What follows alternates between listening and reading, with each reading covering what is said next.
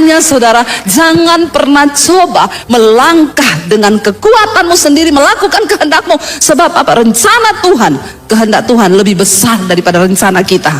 Amin.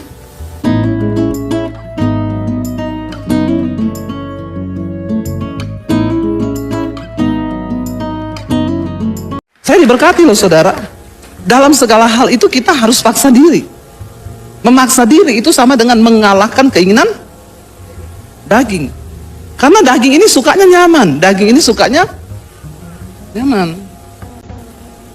Ya, daging ini sukanya yang biasa-biasa aja lah. Nggak usah yang terlalu wow lah, ngapain gitu loh. Saya tuh banyak menangkap hal yang luar biasa. Saya justru datang ke sini nih, rasanya bukan saya yang melayani, tapi saya dapat banyak berkat dari obrolan dengan Bapak saudara ya. Yang saya dapat dari Tuhan tuh begini saudara. Tuhan tuh bicara pribadi kepada saya. Aku tuh memberikan kepercayaan kepada seseorang itu sesuai kapasitas imannya. Loh bener. Loh Pak Obaja itu manusia biasa loh. Sama seperti kita manusia. Beliau itu bukan otot kawat tulang besi. Saya berpikir tadi banyak hal loh. Saya bilang Tuhan, iya ya saya yang masih umur segini, apakah satu saat juga Tuhan akan beri kepercayaan hal-hal yang besar? Karena tidak semua orang, saudara, yang namanya tercatat di dalam Alkitab, itu bukan sembarangan orang. Itu adalah orang-orang yang dipilih Tuhan, mereka ngomong yes, dan mereka melakukan apa yang Tuhan mau, dan paksa diri. Paksa diri, iya benar, kita harus paksa diri. Di dalam mendisiplinkan kehidupan rohani pun kita juga harus paksa diri. Loh saudara datang di gereja ini kan saudara maksa diri nggak? Yang maksa diri untuk datang ke gereja berapa banyak? Kan bisa aja kita berkata, nggak usah lah saya nonton di YouTube juga bisa. Ngapain sih saya harus capek-capek? Ya karena untuk kesini pun kan kita bayar harga toh. Tapi Tuhan itu melihat bagaimana usaha kita memaksa diri itu. Makanya Rasul Paulus bilang begini, aku melatih tubuhku dan menguasainya seluruhnya, supaya jangan setelah aku memberitakan Injil, aku ditolak sama Tuhan. Aku melatih diriku, aku memaksa diriku untuk disiplin melakukan firman Tuhan, untuk berjalan di dalam ketaatan, supaya jangan setelah aku memberitakan Injil, aku ditolak sama Tuhan. Ternyata sekelas Rasul Paulus masih takut ditolak loh. Saudara takut nggak ditolak Tuhan? Atau sudah terlalu pede? Oh saya pasti masuk surga bu. Maaf saudara, maaf. Atau kita ini hanya mau menjadi Kristen biasa-biasa yang tidak pernah ada terobosan dalam hidup kita, yang tidak pernah ada cerita apa-apa dari iman kita. Setidaknya saudara harus punya kesaksian pribadi. Kita mengalami pengalaman yang ilahi bersama dengan Tuhan. Amin saudara. Pengalaman ilahi bersama Tuhan itu adalah sebuah kekuatan dalam pengiringan kita kepada Tuhan. Itu benar saudara. Saya mendengar pengalaman dari Pak Obaja saudara. Saya sendiri dibangun. Banyak hal yang saya dan suami dapat dan kami belajar. Belajar saudara, ternyata ya Tuhan yang besar itu, Tuhan yang hebat itu mengerjakan segala sesuatu perkara-perkara yang hebat hanya dengan orang-orang yang mau paksa diri. Mau paksa diri untuk apa? Berjalan dalam ketaatan. Paksa diri untuk apa? Melangkah di dalam kekudusan. Paksa diri untuk apa? Sungguh-sungguh taat mengalahkan kedagingan kita. Itu perlu paksa diri loh saudara. Tapi yang namanya manusia selalu maunya tinggal di zona nyaman. Dan kenyamanan itu adalah musuh terbesar dari iman. Tapi kota Solo terpilih menjadi kota jangan tepuk tangan. Kota Solo terpilih menjadi kota nyaman untuk tinggal. Ngeri loh, jangan tepuk tangan loh. Ya, karena Tuhan itu nggak suka kenyamanan loh. Ya, jadi makanya mungkin yang di Solo orang hidup 50.000 itu sudah bisa makan satu hari. Iya toh? Saya ini dulu tinggal di Solo saudara, di Mojosongo. 50.000 itu saya sudah bisa beli. Nggak usah masak juga bisa beli soto ya di tetangga. Mbak soto mbak berapa? 10.000 aja, kuai sing akeh ya, yang banyak kuahnya. Lalu beli tempe gorengnya berapa? 500. Beli 5, ya, sama telur, ya, bisa. Buat 1 hari makan udah bisa itu di Solo. Ya, kalau mau makan di pinggir-pinggir jalan malam, ya, cari nasi kucing. Ya tuh wedangan toh. Sekarang wedangan berapa 1 bungkus? Masih ada ya? Masih ada, saudara. Tapi hati-hati loh, saudara. Kenyamanan itu seringkali membuat daya juang. Ya, paksa diri seseorang itu akhirnya mati. Nggak ada iman pun seperti itu. Orang-orang yang tercatat di dalam Alkitab, mereka bukan orang-orang yang mau berada di zona nyaman. Karena itu nama mereka tercatat di Alkitab sebagai pembuat sejarah, sebagai orang-orang yang menggenapi rencana Tuhan yang besar dalam hidup mereka, saudara. Loh benar. Ketika pertama kali Yusuf menceritakan mimpinya kepada keluarganya, dia cerita, aku dapat mimpi, berkas-berkas gandummu itu menyembah kepada berkas-berkas gandumku. Saat dia menceritakan mimpi yang dari Tuhan, maka saat itu juga dia masuk ke dalam masalah. Waktu kita mau menggenapi rencana Tuhan atas hidup kita, maka pasti kita akan menemukan masalah. Dan hanya orang-orang yang berani menerima tantangan yang akan melihat bagaimana Tuhan bekerja di dalam hidup mereka. Saudara, Tuhan tidak cari orang punya yang iman gampangan. Ada seorang profesor yang bikin penelitian, dia mencoba menolong kupu-kupu. Dia bikin penelitian, 1 kupu-kupu dibiarkan bergumul untuk keluar dari cangkangnya, dari kepompongnya. Tapi 1 kupu-kupu dia tolong, dipotongin dengan silet, saudara. Dua-dua kupu-kupu itu keluar, tapi dia kaget setengah mati. Karena kupu-kupu yang berjuang sendiri keluar dari cangkangnya, waktu dia keluar ternyata sayapnya indah berwarna-warni. Tapi kupu-kupu yang ditolong pakai silet untuk keluar, dia keluar dengan warna yang polos, tidak ada warna apa-apa, tidak ada guratan di sayapnya, cuma warna polos, tidak indah. Semakin banyak pergumulan kita di hidup ini, maka semakin indah kita di mata Tuhan. Tapi manusia suka semua yang nyaman, yang instan. Orang hebat tidak dihasilkan dari kenyamanan. Orang hebat dihasilkan dari tekanan dan air mata dan sebuah perjuangan yang berat. Amin. Saudara, banyak orang berkata begini, ya siapa itu Debbie Basir ya? Saya ketemu banyak orang begini, ibu enak ya, ibu enak sekarang terkenal jadi YouTuber. Ada yang tidak kenal saya di sini? Ada? Berarti itu orang kurang gaul. Suruh dia gaul dulu. Tolong subscribe channel YouTube saya, Debbie Basir TV. Ya, saudara, banyak orang berkata begitu, enak ya ibu ya, doa dijawab, sekarang jadi YouTuber, diberkati Tuhan. Saya bilang jangan lihat yang sekarang, jangan lihat saya yang sekarang. Saya kenal Tuhan Yesus tahun 95, saudara. Pertama kali saya dipanggil oleh Tuhan untuk masuk dalam rencana Tuhan, itu tidak gampang. Ya, yang sudah dengar kesaksian saya waktu saya mau bunuh diri, tapi saya minta Tuhan yang benar, tunjukkan dirimu kepada saya sebelum saya mati. Ternyata saya ketemu Tuhan Yesus, hidup saya diubahkan. Ketika saya diubahkan, apa yang terjadi, saudara? Ya, firman Tuhan mengubahkan, mencuci otak saya. Kita ini semua perlu cuci otak, amin. Karena otak kita tuh banyak yang sudah kotor. Namanya otak kotor. Perlu dicuci dengan firman. Ya, cuci otak pakai firman Tuhan, saudara. Tidak ada hal lain yang bisa mencuci otak kita tuh selain firman Tuhan. Ketika saya dicuci pikiran saya oleh firman, saya mengalami perubahan hidup, saudara. Karakter saya diubahkan Tuhan. Saya sangat percaya perubahan nasib hidup kita itu akan mengikuti perubahan karakter kita. Katakan amin.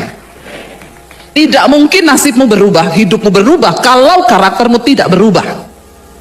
Dan untuk mengalami perubahan, kita harus paksa diri untuk berubah.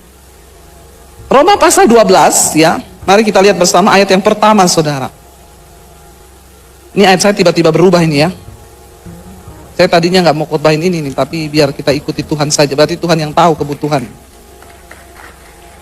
Roma 12 ayat yang pertama, saudara, firman Tuhan berkata demikian, kita baca bersama. Karena itu, saudara-saudara, demi kemurahan Allah, aku menasehatkan kamu supaya kamu mempersembahkan tubuhmu sebagai persembahan yang hidup, yang kudus dan yang berkenan kepada Allah. Itu adalah ibadahmu yang sejati. 2, janganlah kamu menjadi serupa dengan dunia ini, tetapi berubahlah oleh pembaharuan budimu, sehingga kamu dapat membedakan manakah kehendak Allah, apa yang baik, yang berkenan kepada Allah, dan yang sempurna. Katakan amin. Kenapa kita harus paksa diri untuk berubah? Ayat ini berkata, ini sebuah kalimat perintah, saudara. Berubahlah oleh pembaharuan budimu. Apa yang bisa mengubah hidup kita? Waktu pikiran kita, budi pekerti kita itu diubah. Dan apa yang bisa mengubah pikiran kita? Yaitu firman Tuhan, saudara. Kita ini sudah dikandung dalam dosa. Ya, aku dikandung dalam dosa ibuku, kata Mazmur. Dalam kandungan kita sudah berdosa. Ketika kita lahir sudah ada benih dosa. Pikiran kita dosa, semua berdosa. Karena itu semua orang yang terlahir ke dunia, dia perlu dilahirkan kembali. Ketika Yesus berjumpa dengan Nikodemus, seorang ahli Taurat, orang Farisi, pemimpin agama Yahudi. Dia datang kepada Yesus dan Yesus berkata, sesungguhnya kamu tidak akan bisa melihat kerajaan Allah kalau kamu tidak dilahirkan kembali. Setiap kita perlu kelahiran kembali. Bagaimana kelahiran kembali itu? Waktu kita berjumpa dengan Tuhan Yesus, lalu pikiran kita diubahkan. Maka cara berpikir kita, paradigma kita, tujuan hidup kita pun semua akan diubahkan oleh Tuhan. Dulu saya sebelum bertobat, saudara, pikiran saya itu semua pikiran duniawi. Banyak orang mengaku percaya Yesus, tapi dia hidup dengan pikiran duniawi. Dulu saya berpikir kalau saya nanti menikah, saya akan cari suami yang kaya. Ya, yang kaya. Makanya anak-anak muda di Jakarta itu kalau mau pacaran, dia bilang sama pacarnya, kamu sudah baca tulisan di gerbang tol? Pastikan saldo Anda cukup. Ya, saya berpikir dulu kalau saya menikah dengan orang kaya, maka hidup saya akan nyaman, masa depan saya pun akan nyaman. Sehingga banyak anak muda sekarang berkata begini, kalau gua lebih pilih menangis di atas Mercy daripada menangis di atas beca. Saya bilang saya mau tertawa di atas Mercy. Ngapain lu nangis tapi di atas Mercy? Walaupun di atas Mercy tetap nangis, itu bukan rencana Tuhan. Waktu saya belum mengenal Tuhan, paradigma saya, cara berpikir saya duniawi. Saya harus cari laki-laki yang berkepribadian. Mobil pribadi, rumah pribadi, kredit card pribadi. Bukan bawaan orang tua. Karena saya pikir itu akan menjamin masa depan saya.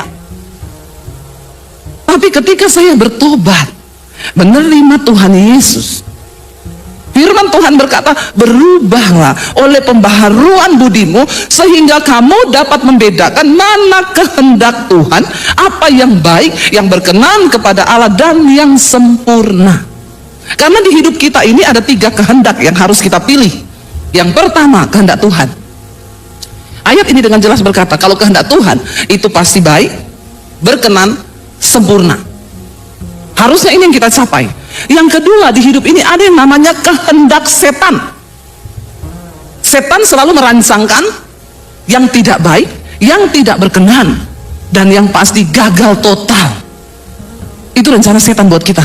Dengar anak-anak muda, makanya kau kalau pacaran jaga kekudusan. Ya, jangan sembarangan. Hari ini di Jakarta, saya nggak tahu di Solo, banyak anak-anak muda pacaran masih SMA, SMP, sudah tidak lagi menjaga keperawanan, menyerahkan diri mereka. Akhirnya yang terjadi apa? Terpaksa menikah gara-gara sudah melakukan hubungan seks. Ini adalah rancangan setan. Kenapa banyak terjadi perceraian di kalangan Kristen? Karena dari awal pernikahan bukan tujuan Tuhan, tapi tujuan setan. Makanya please anak-anak muda, buka matamu. Jangan bilang cinta itu buta, cinta itu melek. Amin. Kalau kau sudah menikah baru buta, karena udah nggak bisa buat apa-apa. Kalau masih pacaran, melek. Makanya saya sangat melarang di bawah 20 tahun pacaran. Orang di bawah 20 tahun nggak usah pacaran. Kau saja belum tentu arah hidupmu mau kemana. Di bawah 20 tahun pacaran, buang pulsa, buang tenaga, buang pikiran, buang ongkos. Ya, nggak usah dulu pacaran. Selesaikan sekolahmu, kuliahmu, baru kau pacaran, supaya kau tidak melanggar kekudusan hidup. Katakan, itu yang harus kita pegang. Dengar ya anak-anak muda, kalau kau ekstrim dengan Tuhan, Tuhan tuh ekstrim loh dengan hidupmu. Apa yang mau kau cari? Rencana Tuhan itu yang terbaik buatmu. Ingat loh, jodoh kita tuh cuma satu. Jadi nggak usah gonta-ganti cari-cari. Nanti di atas umur 20 baru berdoa, Tuhan pertemukan aku dengan jodohku. Itu baru berdoa tuh, mulai buka hati bagi orang.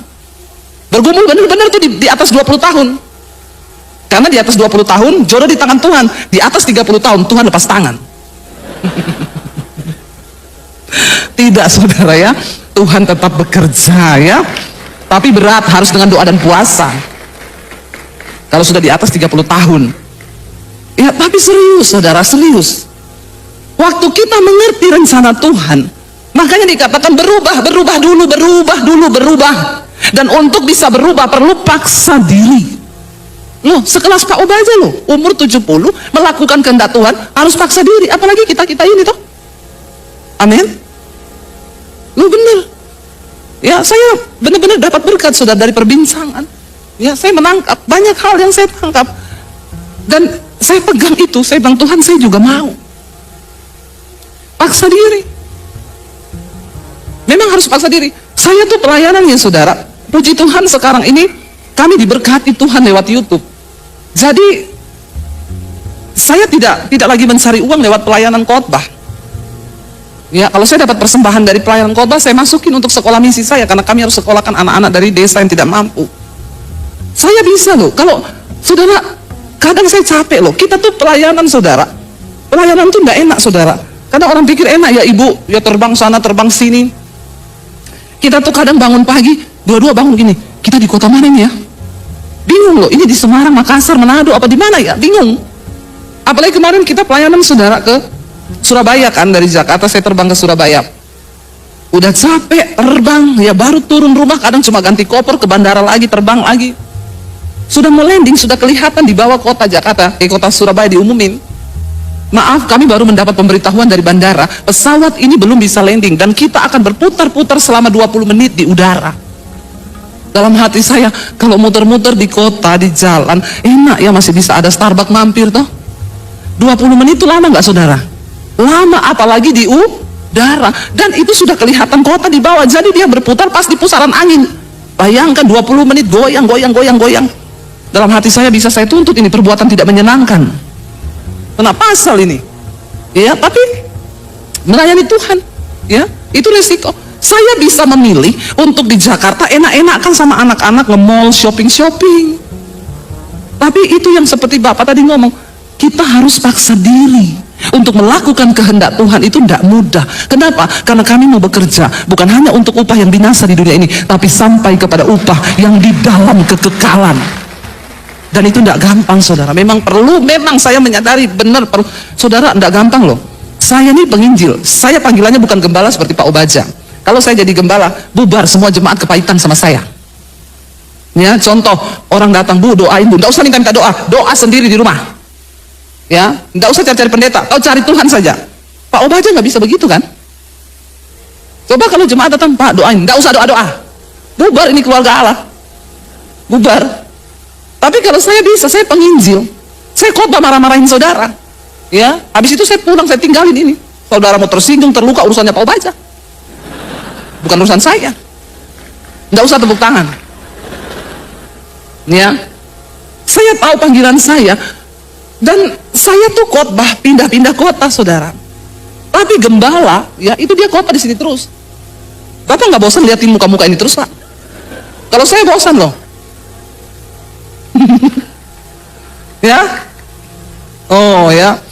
Kalau saya saudara khotbah di satu tempat yang sama, saya bilang sama suami, waduh, khotbah di Jakarta kalau hari Minggu 5 kali di gereja yang sama dengan suasana yang sama itu berat loh, berat.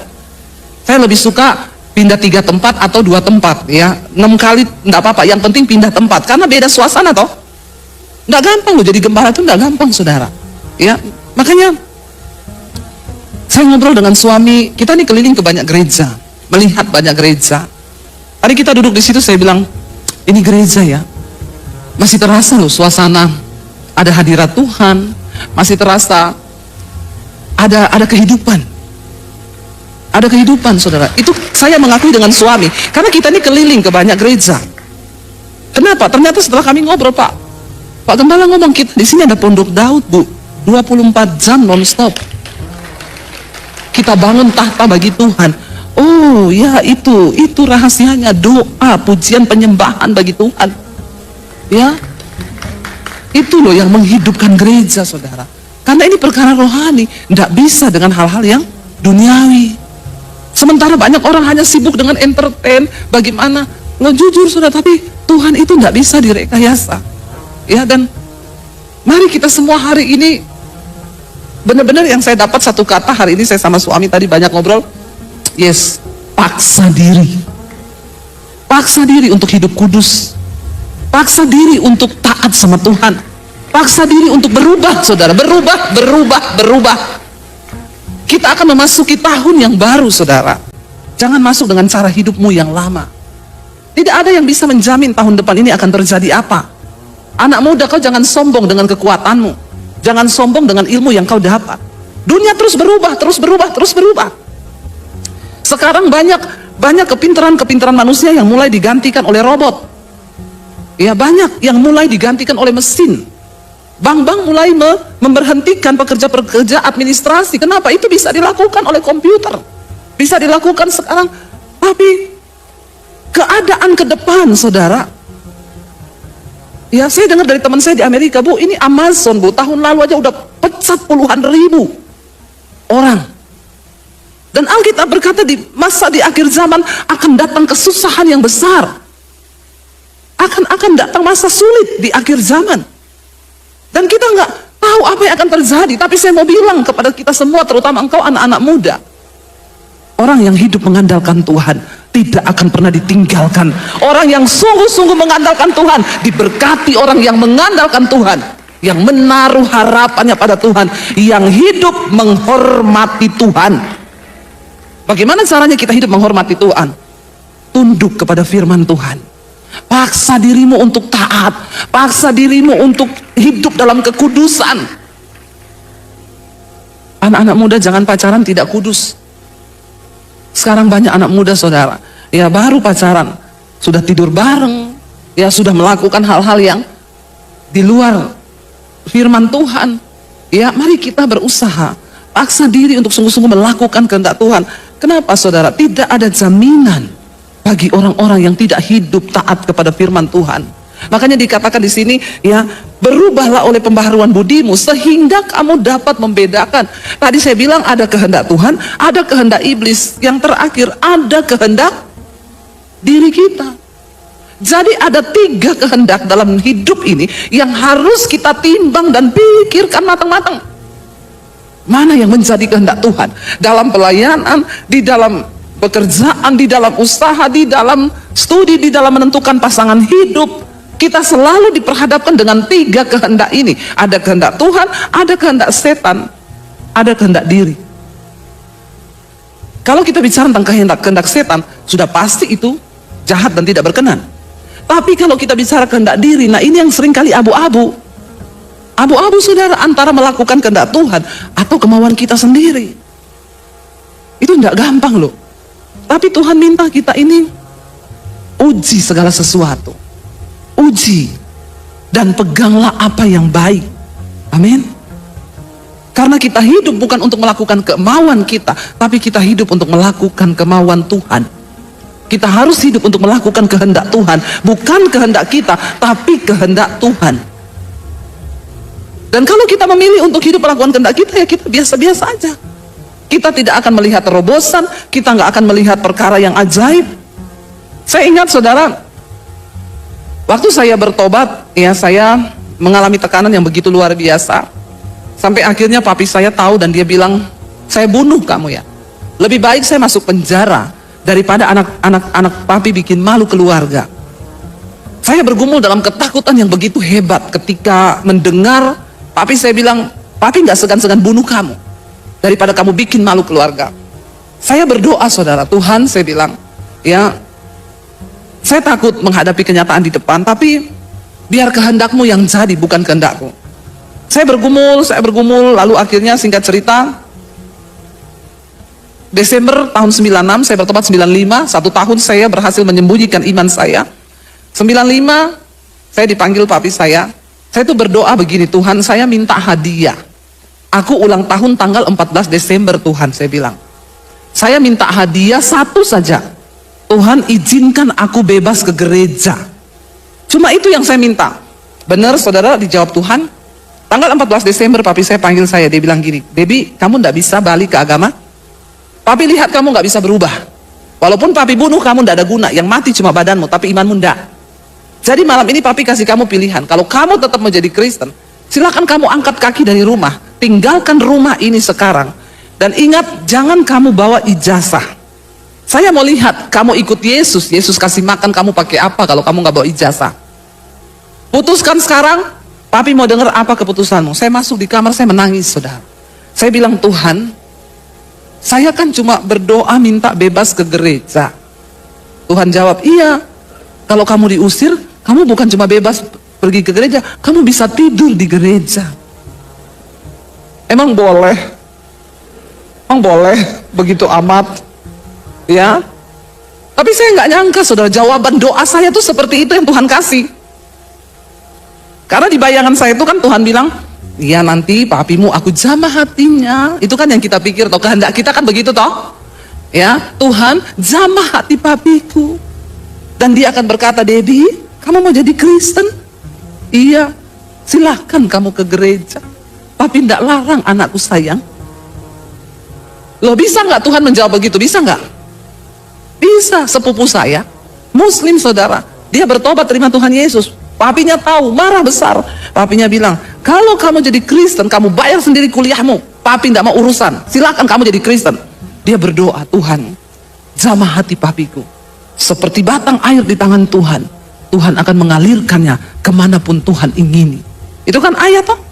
Dia doa puasa saudara, cuma 3 hari papinya terbang datang ke kotanya, dipanggil, Nuhayati, sini kamu. Iya pap. Kamu benar mau jadi Kristen? Iya pap. Keputusan papi begini ya, kalau kamu mau jadi Kristen, kamu harus menikah sama orang Kristen, kamu mati harus dikuburkan secara Kristen. Jangan kau pindah-pindah agama lagi, karena agama itu bukan untuk main-main. Tepuk tangan tuh, dengar begitu toh? Tepuk tangan. Dahsyat, Tuhan mengabulkan doaku toh. Jadi waktu saya menghadapi itu, sepupu saya bilang begini, Deb, kamu contoh doaku ya. Kamu contoh doaku. Dia kasih saya ayatnya, nih catat ayatnya. Kamu ganti di situ hati raja menjadi hati papi. Seperti batang air di tangan Tuhan. Tuhan akan mengalirkannya kemanapun Tuhan ingini. Saya perkatakan itu. Saya ikuti doa puasa. Dia 3 hari, saya 3 bulan. Lebih lama siapa? Lebih lama saya. Dengan harapan kehendakku jadilah. Dengan harapan papi saya datang dan berkata, sini kamu Debbie, kamu mau jadi Kristen? Cari jodoh orang Kristen. Kamu mati dikuburkan secara Kristen, jangan pindah-pindah agama. Maka kita tepuk tangan. Kenapa tidak ada yang tepuk tangan? Tidak usah tepuk tangan. Saudara, ternyata doanya dijawab Tuhan. Benar, saya dipanggil, sini kamu mau jadi Kristen? Iya. Angkat kaki dari rumah. Teganya kau menertawakanku. Harusnya kau menangis. Itu sedih loh saudara, sedih. Angkat kaki dari rumah, jangan anggap kamu punya keluarga, dan kalau kamu mau pergi, jangan bawa ijazah. Saya mau lihat Yesus kasih makan kamu pakai apa. Saya bilang, Tuhan, itu bukan kehendakku Tuhan. Doaku enggak begitu Tuhan. Saya enggak pernah minta usir aku dari rumah, enggak. Lah nek saya diusir, saya mau hidup bagaimana, saya mau tinggal di mana. Saya baru lulus SMA waktu itu. Masih kecil, masih imut. Sekarang amit. Tapi saudara, itu kehendak Tuhan. Saya sama sepupu saya sama kasusnya. Tapi yang membedakan di proses. Dia tetap aman tinggal di keluarganya, dibayari, dia tinggal dalam zona nyaman. Tidak ada tantangan. Jadi ya hidupnya biasa-biasa saja. Dia jadi Kristen biasa-biasa saja. Melayani juga biasa-biasa saja.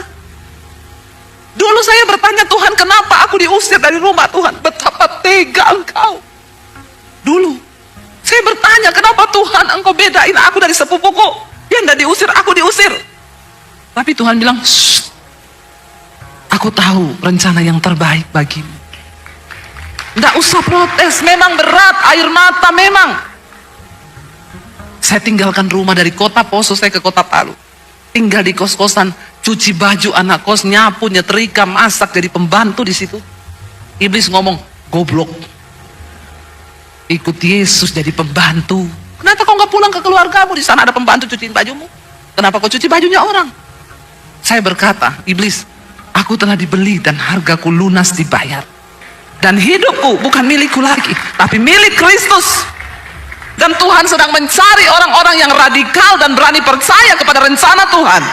Agar engkau bisa menjadi orang-orang yang mencatat sejarah di dalam imanmu. Katakan, amin saudara. Ayo berani melangkah melakukan sebuah terobosan. Jangan tinggal di zona nyaman. Saudara, hari ini dengan melihat apa yang Tuhan kerjakan di dalam hidup saya berkata, Tuhan terima kasih. Karena waktu itu aku diusir Tuhan. Makanya aku jadi Debbie Basir yang seperti hari ini. Kalau saya tidak diusir Tuhan, saya cuma jadi seperti ini yang tidak ada apa-apanya hidupku Tuhan. Saudara, mari kita melangkah masuk kepada kehendak Tuhan sekalipun itu berat. Tapi kehendak Tuhan itu yang terbaik bagi saudara dan saya. Karena itu jangan pernah menyerah. Sekalipun proses harga yang harus kita bayar itu mahal, tapi kita mau berkata, yes, aku percaya rencana Tuhan itu yang terbaik bagi hidupku. Karena itu firman Tuhan berkata, berubahlah oleh pembaharuan budimu, supaya kamu dapat membedakan apa yang baik, kehendak Tuhan, apa yang baik, yang berkenan kepada Allah, dan yang sempurna. Itu kehendak Tuhan bagi hidup kita. Mari kita berdoa hari-hari ini, bawa hidup kita kepada Tuhan. Anak-anak muda, bawa masa depanmu kepada Tuhan. Jangan hancur hanya karena engkau jatuh dalam seks bebas, engkau jatuh dalam narkoba, engkau jatuh dalam tipuan-tipuan iblis yang coba menghancurkan masa mudamu. Sebab engkau berharga di mata Tuhan, engkau mulia di mata Tuhan, dan Dia punya rencana yang besar bagi hidup saudara dan saya. Amin. Jangan biarkan setan merusak hidup kita. Jangan biarkan rencana iblis yang terjadi atas hidup kita. Tapi kita berdiri saudara, supaya kita menjadi berkat bagi bangsa ini, menjadi berkat bagi kota kita, dan orang bisa melihat kita sebagai suratan Kristus yang terbuka. Sebab hidup kita bisa dibaca oleh semua orang. Kalau engkau berkata pengikut Kristus tapi hidupmu nggak berubah, perlu bertanya apakah engkau sungguh-sungguh ketemu Tuhan atau tidak. Karena orang yang berjumpa dengan Tuhan, dia harus mengalami perubahan hidup. Amin saudara. Ketika saya bertobat, saya berjumpa dengan Tuhan Yesus, tapi saya bilang, oh ini penyebabnya, makanya kamu jadi aneh. Dan semua orang yang bertobat pasti akan jadi apa? Coba lihat kanan kirimu, bilang, udah aneh belum kau? Bilang, ya kau udah aneh belum? Kenapa saya bilang aneh? Dulu saya keluar dugem, pulang jam 2 malam, dipukuli papi saya, dihajar sampai babak belur. Awas kalau kamu pulang malam. Besok saya nggak pulang jam 2, saya pulang jam 3. Tambah dihajar nggak? Dihajar lagi. Semakin dihajar saya bilang, kenapa kau nggak bunuh saya sekalian? Saya nggak pernah minta lahir di dunia ini. Saudara, engkau tidak akan pernah bisa mengubah anakmu, suamimu, siapapun. Hanya Tuhan yang bisa mengubah seseorang. Karena itu saudara, mari kita menjadi saksinya Tuhan. Warisan yang paling baik untuk engkau tinggalkan bagi anak-anakmu itu warisan iman. Bukan harta, bukan kekayaan, tapi iman kepada Tuhan. Supaya mereka melihat bagaimana hidup orang tuanya, dan mereka bisa meniru. Daud berkata kepada Salomo, dia bilang, hai anakku, kalau engkau kelak menjadi raja, kenalilah Allah ayahmu. Kenalilah Allah ayahmu. Kenapa Daud berkata begitu saudara? Ini berbicara tentang hubungan Daud dengan Tuhan. Dan itu menjadi sebuah teladan. Saya berkata kepada anak-anak saya bilang, dek, kamu jangan sombong ya. Sehebat apapun engkau menuntut ilmu, ingat loh, hanya perkenanan Tuhan yang bisa membawa engkau masuk dalam kemuliaan. Masuk dalam kemuliaan. Loh saudara, kalau mau dipikir saya ini bisa jadi apa? Saya tuh keluar dari rumah nggak bawa apa-apa, tidak bawa ijazah, itu saya minus hidup saya. Saya memulai hidup dari min. Tapi kalau saya bisa jadi seperti hari ini, makanya Tuhan tahu, karena saya nggak ada ijazah, saya nggak bisa diterima. Kemarin saya isi Natal di perusahaannya Pak Rudi Tanu. Saya tanya sama Pak Rudi, dia duduk di situ, Pak, kalau seperti saya Pak, datang melamar di perusahaannya Bapak, saya bilang, Pak, saya mau melamar kerja di perusahaan Bapak, saya nggak ada ijazah Pak. Saya mau tanya Pak, kira-kira jabatan yang cocok buat saya tuh apa? Nggak ada ijazah. Pak Rudi langsung jawab, cleaning service Bu. Oh emang bener? Bener. Saya nggak ada ijazah, melamar, ya yang paling cocok apa? Cleaning service, itu pun belum tentu bisa. Tuhan tahu, saya nggak mungkin bisa cari pekerjaan tanpa ijazah. Makanya, saya jadi YouTuber. Amin. Loh iya saudara, ya. Lewat pelayanan, saya ingat banget ketika saya ada di kos-kosan di Palu. Saya puasa, hampir tiap hari saya puasa. Puasa itu karena terpaksa, memang nggak ada makanan di kos-kosan. Daripada saya cuma nahan lapar, nggak dapat upah, mending tak puasa sekalian toh. Dapat upah dalam kekekalan toh, sama-sama laparnya loh. Saya berdoa waktu itu, Tuhan, Engkau mau bawa kemana aku ini Tuhan, hidupku sampai kapan begini Tuhan, mau kerja nggak ada ijazah, mau ini nggak ada ijazah. Waktu saya bertanya seperti itu, saya dibawa dalam satu penglihatan. Saya berdiri di satu panggung saudara, di bawah itu lautan manusia, ratusan ribu orang. Lalu Tuhan berkata begini, satu saat engkau akan melihat itu terjadi. Engkau akan menyampaikan isi hatiku kepada ratusan ribu bahkan jutaan orang.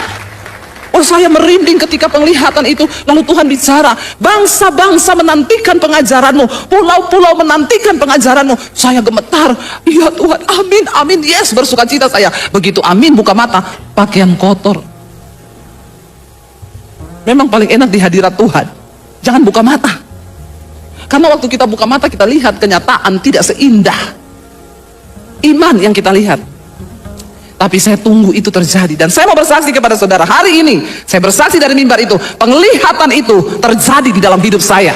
Terjadi dan Tuhan genapi itu saudara. Benar, bangsa-bangsa menantikan pengajaranku, pulau-pulau menantikan pengajaranku. Saya keliling ke luar negeri pelayanan saudara. Ya, nanti bulan Februari ke Jepang, bulan Maret ke Amerika 1 bulan, pelayanan keliling. Apa yang Tuhan buat tidak bisa kita pikir dengan pikiran kita. Setahun 4 kali saya keluar negeri. Karena Tuhan. Karena Tuhan. Makanya saudara, jangan pernah coba melangkah dengan kekuatanmu sendiri, melakukan kehendakmu. Sebab apa? Rencana Tuhan, kehendak Tuhan lebih besar daripada rencana kita. Amin. Saya berdoa, kita sedang mempersiapkan diri memasuki tahun 2024. Kita harus berdoa bagi bangsa kita saudara. Ini tahun-tahun panas, tahun politik. Ingat ya, ingat, pilpres sebentar lagi. Siapapun presiden yang terpilih, ya, itu pilihan Tuhan yang terbaik. Kita semua berdoa itu terjadi, pilihan Tuhan. Ingat, ingat, ingat, pilihan boleh beda. Tapi please, nggak usah berantem, nggak usah saling menjelekkan. Jangan membawa perpecahan. Saya mau bilang satu hal, siapapun presidennya, kau tetap kerja supaya kau bisa makan. Tidak ada kau bisa enak-enak nggak kerja. Siapa bilang? Makanya jaga damai sejahtera. Ya, nggak usah saling menjelekkan. Di grup ada yang left group gara-gara pilihannya berbeda. Ya, saya kadang bingung foto sama jemaat. Bu, tangannya gini ya, tangannya gini ya, tangannya gini ya, tangannya gini. Saya pilih gini. Ya, saudara, kita tetap satu bangsa. Ini namanya pesta demokrasi. Nggak usah terpancing, nggak usah terbawa emosi. Gara-gara presiden, ingat siapapun presidennya, kau tetap kerja. Bangun dari tidurmu, amin. Dan paksa dirimu, amin. Supaya engkau melihat perubahan dalam hidupmu. Karena perubahan hidup, perubahan nasib akan mengikuti perubahan karakter. Kalau karakter kita berubah, nasib kita berubah. Karaktermu nggak berubah, jangan mimpi kau lihat perubahan pada nasibmu. Ada orang-orang yang hidupnya nggak pernah berubah, begitu terus. Ya, dari dulu sampai selama-lamanya hidupnya begitu. Saya tanya, kamu kok nggak berubah-berubah? Iya, seperti Tuhan Yesus, Bu. Tuhan Yesus kan tidak berubah, aku pun tidak berubah, Pret. Saya bilang, Yesus nggak berubah, kau harus berubah. Amin. Bilang kanan kirimu, kau harus berubah loh. Ya, Yesus nggak berubah, tapi kau harus berubah. Ayo saudara, ya kita bangun diri kita di atas dasar firman Tuhan. Ketika kita hidup melakukan kehendak Tuhan, tidak perlu takut hari depan seperti apa, 2024 mau gelapnya seperti apa. Alkitab berjanji, Tuhan tahu siapa milik kepunyaannya. Dan orang yang menyebut nama Tuhan harus meninggalkan kejahatannya. Dan Tuhan mengenal siapa milik kepunyaan Tuhan. Pastikan hari ini kita dikenal Tuhan. Jangan ngaku-ngaku kenal Tuhan, padahal tidak dikenal Tuhan.